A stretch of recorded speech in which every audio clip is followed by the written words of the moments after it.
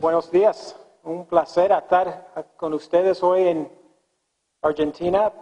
Como puede ver, hablo español un poquito, pero si me permite, voy a hacer la presentación en inglés. So I'm going to speak in English.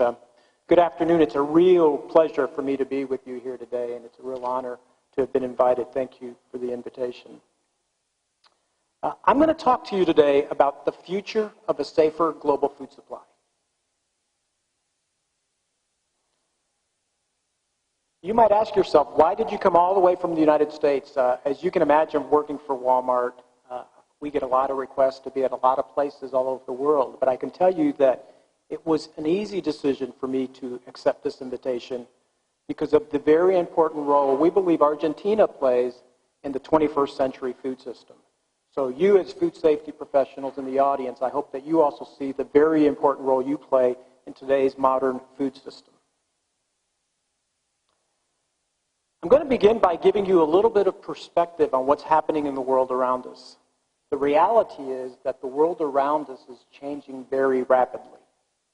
Now, as food safety professionals, I don't think it's our job to try to predict the future, but rather I genuinely believe that it's our job to shape the future of food safety.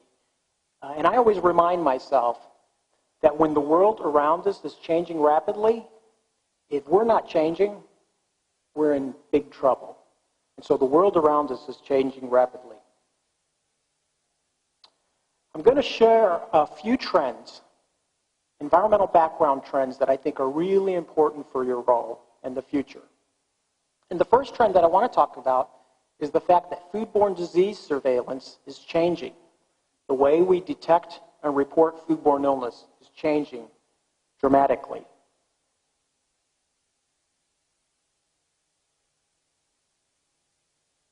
I don't have to spend a lot of time persuading you that food safety awareness is at an all-time high, right? I did a simple exercise. I looked at foodborne outbreaks that were reported in the news. And I saw a couple of years ago, melamine-contaminated pet food was a big story in the United States. In 2008, we had in the United States what we call the Summer of Salmonella, an outbreak related to tomatoes and then jalapeno peppers imported from another country. We then saw melamine show up again, this time in tainted infant formula in milk-containing products. A couple of years ago, we had a very large outbreak associated with salmonella in peanut butter. Last year, we had the deadliest listeria outbreak in our country's history related to cantaloupes. And last year, we also had the deadliest E. coli outbreak in the history of the world in Germany. And so what's the point of this slide? There was a point in my career when these types of landmark events occurred once every 10 years, once a decade. But the reality is that these types of events are happening at a more frequent basis. And there's a reason for that. It's not necessarily that the food supply is less safe. The estimate of foodborne disease in the United States is that 1 in 6 Americans will experience a foodborne illness. There'll be about 128,000 hospitalizations and 3,000 deaths annually. In the United States, a country that claims to have a modern food system. I don't know what's the estimate of foodborne disease in Argentina, but I do know what public health experts tell us, and they say in developed countries, 1 out of every 4 or 1 out of every 6 people will experience a foodborne illness annually. If you think about it globally, there's about 2 billion cases of foodborne disease annually around the world. About a third of the global population will experience a foodborne illness annually. And 1.8 million people on the planet will die due to contaminated food and water. Now, what do you think these 3 things have in common? PFGE stands for pulse field gel electrophoresis. It's a complicated term that basically means we can now conduct genetic fingerprints of microbial isolates, credit cards, and Google. What do you think these 3 things have in common? Genetic fingerprints, credit cards, and Google. Well, they're all enhancing our ability to detect foodborne illnesses. You can see this was the peanut butter outbreak. And the way that outbreak occurred in the United States, there were just 2 or 3 cases of Salmonella typhimurium, a very common salmonella. In years past, nobody would have been too concerned about it. But now, because we can take genetic fingerprints and put those genetic fingerprints on the information highway and send them to the Centers for Disease Control in Atlanta in the United States, you have scientists that see 2 or 3 cases. That isn't considered a lot, but because they're the same genetic match, we know there's something bigger going on. And if you start investigating at the outcome, you find there's a big outbreak. This was an outbreak that occurred in Denmark in 2008. And Danish researchers were unsure as to what was causing the illnesses. Somebody came up with the clever idea of looking at what consumers were purchasing using credit card records. And through credit card records, they were able to identify that everybody that became ill ate a particular brand of sausage. They tested the sausage and found the outbreak strain of E. coli. A couple of years ago, there was a large outbreak of listeriosis with deli meat in Canada. Canadian researchers went back and looked at that outbreak, what we call retrospectively, after the fact, looking back. And they report now, had they been searching for what Canadian consumers or citizens were searching on search engines such as Google, they were searching for terms such as listeria and listeriosis, they could have detected the outbreak long before traditional health reporting. And so you can see how we're getting much better at detecting foodborne outbreaks.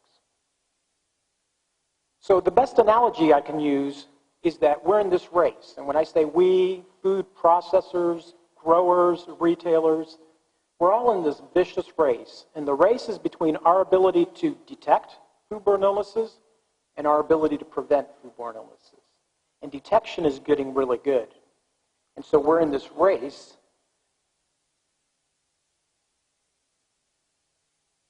And prevention has to outpace detection.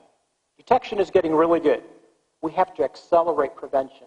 I would suggest to you, if you're sitting in the audience and you think, why do I have to change my food safety plan, my food safety management system? If you think you're going to do food safety the same way this year as you did it last year, or you think you're going to do it the same way next year as you did it last year, I can assure you that you will lose, because detection is getting very good, and we have to accelerate prevention. Or else consumers are going to think that the food supply is less safe than ever before, when in reality it's not. It's just that we're getting so good at detection. So the first trend was foodborne disease surveillance. The second trend is globalization. Very common term. When you think about these terms, SARS, which stands for Severe Acute Respiratory Syndrome, a coronavirus that caused respiratory illnesses in Hong Kong, melamine and tiramisu, when you think of these 3 terms, what do you think of? I think of globalization. The SARS virus was able to go from Hong Kong to Canada in a matter of less than half a day, halfway around the world in half a day. Think about it. In the 14th century, Black Plague caused by Yersinia pestis caused problems in the developed world at that time. It traveled across Europe, from South Europe to Northern Europe, at the rate of 2 miles per day. Think about it, a bacteria traveling 2 miles a day. Today, a virus can travel all the way around the world in 14 hours. The power and acceleration of globalization. How about melamine contamination? I told you about infant formula being contaminated. We saw how infant formula, or milk-containing ingredients with melamine, contaminated a wide variety of products in many different countries around the world in a very short period of time. And tiramisu, you might say, what does this have to do with globalization? Well, we took a tiramisu product made at one of the Disney theme parks, and we looked at where do the ingredients come from. It was a very interesting exercise. Instead of presenting charts and graphs to persuade you that food exports and imports are growing, we just looked at the ingredients. And this is what we found. The cocoa powder came from Switzerland. The chocolate came from Belgium. The cream came from the United States because it was locally produced in the United States. The mascarpone cheese from Italy. The Kahlua from Mexico. The mint leaf from the United States. The coffee beans came from Colombia. And the vanilla beans from Madagascar off the coast of Africa. Pretty amazing, an international dessert. And I will assure you that you will eat meals that are international meals or international items, and you don't even realize they're international. Now, this simple dessert had the equivalent of 33,000 food miles. A lot of miles on one dessert. Now, of all the ingredients on here, which one concerns you the most? When I ask that question of audiences and I'm able to take responses, I get a lot of different answers. But more commonly these days, people are saying the mint leaf, because produce has been increasingly implicated in foodborne disease. I will tell you that we were very concerned about the sourcing of mint leaves because we repeatedly found salmonella in mint leaves. And so we were very strategic in our sourcing. Now, if you ate this tiramisu and you got sick, how many of you would tell the health department, I think it's that mint leaf that got me ill? You wouldn't say the mint leaf, right? It's what we call a stealth or a hidden ingredient that people may not know of. And so the bottom line is that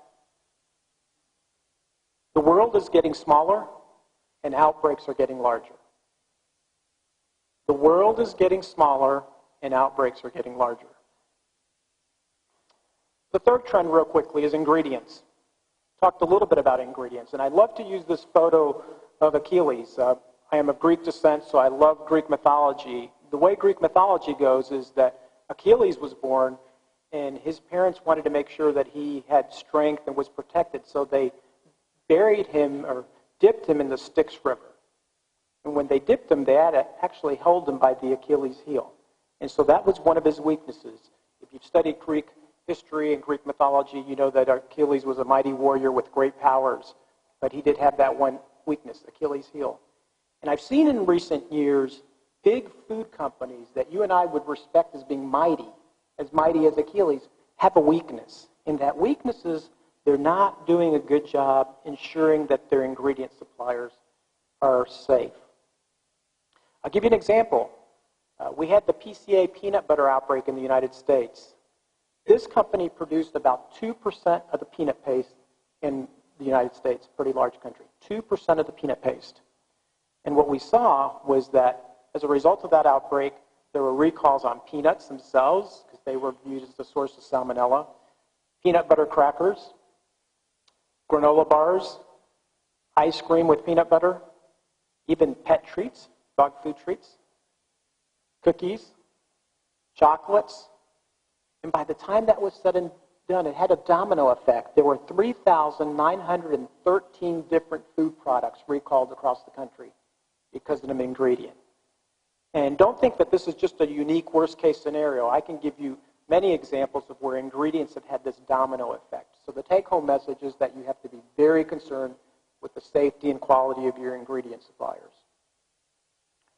And then the last trend I want to talk to you about before I get to the solutions is this influence that social media is having on food safety. I like to say, if social media can cause revolutions in distant countries across the world, what does it mean to food safety? It certainly means something to our profession. Now, I love social media. I'm a strong proponent of it.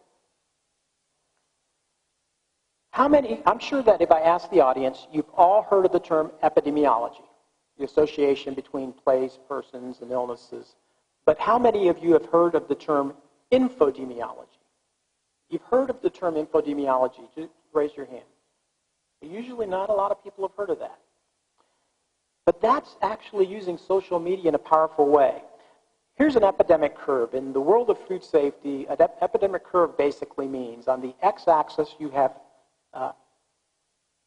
time, basically, and on the y-axis you have illnesses. And so what you see here is a chart of illnesses over time. It's a typical outbreak curve. The reality is by the time health departments detect an outbreak, the outbreak is almost over. It's 2 or 3 weeks into the outbreak or the epidemic curve. The outbreak is almost over by the time somebody is sick enough to go get medical attention, the doctors decide they're going to do testing, they actually get tested, and the test results come back, and it gets reported to a health department. The outbreak is almost over. But with social media and search engines, you can see through internet chatting and blogging, you might pick that up much earlier in the epidemic curve, much earlier. And you could see through internet searches, you can pick it up almost instantly as soon as you start seeing a chatter. And that's why I reported that study, and there have been numerous studies now that are suggesting We need to really further refine this discipline around epidemiology, using social media and search engines to detect foodborne illnesses much quicker than traditional health reporting. And so things are changing. So that's a powerful and good use of social media. There are some uses of social media that make our jobs very difficult. And I like to say it's food safety at the speed of light. We know that social media can allow a small flame to turn into a forest fire in record time. Social media can take a little spark and allow the social discourse to change so quickly. And this is a story that was popular in the U.S. a couple of months ago, where consumers became very concerned about an ingredient called lean, finely textured beef, referred to as the media as pink slime. It was allowed by the government in ground beef, but when consumers found out about it, they started tweeting and calling it pink slime and got very concerned. And you can see in a matter of days, there were over 100,000 tweets on the topic. And one retailer after another stopped using lean, finely textured beef and ground beef because of the social media campaign that said, we don't want food manufacturers to use it. So social media is obviously playing a role in our jobs. So what's the way forward? It's not all gloom and doom, but it is a challenging environment that we're operating in, and we have an opportunity and an obligation to manage forward. Well, we at Wal-Mart have a global presence. We're operating around the world, as you can see, in many markets, over 30-plus countries around the world. We're operating over 10,000 stores globally, and we have about 200 million customers a week. And so we feel we have an important obligation. One of the things we decided is that the way forward would be to ask our suppliers to join with us in an initiative called the Global Food Safety Initiative, asking our suppliers to achieve certification against one of the GFSI benchmark schemes. Why was that? We took a look around at our suppliers and we saw this example. We saw that you had a supplier that had many companies that was sourcing from the supplier. And the companies had their own food safety standards or their own requirements. So company A might say, to do business with us, you have to meet company A's food safety standard, and company B had their own standards or specifications. And you might think, well, that's a real good thing, all of these different standards. The reality is we talked to suppliers, it wasn't a good thing. We had one supplier that I talked to that visited me in my office. This supplier had to comply with 32 different standards and 32 different audits a year. What does that lead to? It leads to redundancy. It leads to confusion, unnecessary costs in the food system. And so we said, hey, let's do something about this. Can we work with other retailers to come up with one best way? The great progress was made back a few years ago when these global retailers came together in a common agreement that we would pursue this Global Food Safety Initiative. In essence, once certified, recognized by all. And we would reduce the duplication in the food system and hopefully increase safety by reducing risk by adopting the toughest standards. Now, these retailers alone make up about $740 billion of buying power and represent 350,000 retail establishments across the planet. So you can see a pretty large influential group. Now, since we've done this, there's been growing acceptance of GFSI, and these are just some of the companies. We literally are now seeing thousands, if not tens of thousands, of GFSI benchmark schemes or certifications across the world. These are some of the standards that are now recognized under the Global Food Safety Initiative through the benchmarking process, and I won't get into detail. Some of these schemes you will recognize, but we will have a panel discussion, and they'll walk you through the logistics in more detail. For Wal-Mart, we realize as a global company that we can't expect all suppliers in every market to achieve GFSI overnight. And so this slide represents our global food safety team. Fernando, who's here, leads the Argentina food safety team. And it's his responsibility to develop timelines and schedules for suppliers in the country of Argentina. We also understand through the GFSI process that suppliers can't achieve certification overnight, and so we've worked very hard to create what we call a scalable standard that allows suppliers to achieve full certification over a sequence of steps. Basically starting off with what we call the basic level, achieving about 30% of the standard over a defined period of time, achieving another 40%, and then eventually, based on a mutually agreeable timetable, being able to achieve full certification. In the U.S. alone, we did a study that was published in the Journal for Food Protection, a peer-reviewed journal, and we saw that with the Wal-Mart U.S.-based suppliers, 2 years prior to achieving GFSI and 2 years after achieving GFSI, we saw a 31% reduction in recalls. Some other global retailers, Metro, for example, I think saw a 90% reduction in recalls. And so we know that the GFSI process is working in reducing costs in the food system, reducing defects, and ultimately protecting consumers. Now, sometimes people ask me, well, why GFSI? There's regulations. GFSI is not intended to replace regulations. It's just what we call an added layer of protection. It's just another hurdle. But we view it as a win-win-win. Governments win when companies adopt GFSI because it complements and facilitates compliance with regulations. Clearly, the companies win, and certainly and most importantly, consumers win through safe food. And so with that, I want to sincerely thank each and every one of you for the important role you play in providing safe and affordable food for the consumers here in Argentina and to help them live better. Thank you very much.